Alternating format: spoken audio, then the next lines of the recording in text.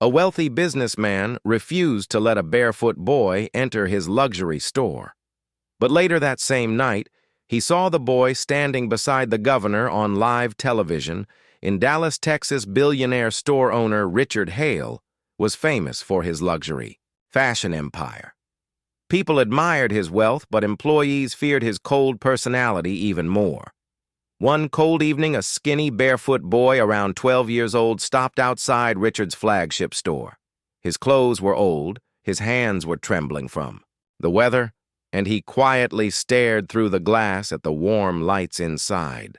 The boy slowly stepped toward the entrance, hoping to stay dry from the heavy rain for just a few minutes. But before he could enter, Richard suddenly blocked the doorway himself. "This place isn't for people like you," Richard said loudly in front of customers. Embarrassed, the boy lowered his head and quietly walked away into the rain. Several customers looked uncomfortable, but nobody said anything. Richard simply adjusted his expensive suit and went back inside like nothing had happened.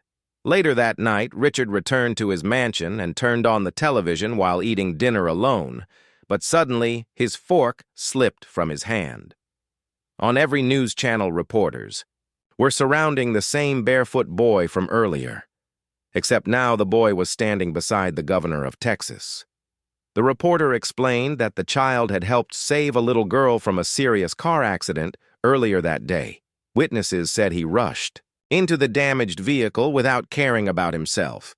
The governor personally thanked the boy for his bravery in front of the entire state. But then Richard noticed something even more surprising. The governor placed his hand on the boy's shoulder and said, "This child may have no shoes, but he has more kindness and courage than many wealthy people I've ever met." Richard's face turned pale instantly, because millions of people watching the broadcast had already started recognizing him as the businessman who embarrassed the boy earlier that evening, and just seconds later, Richard's phone began ringing non-stop. Want to know what happened after the entire city turned against him? Like, share, and comment. Part 2.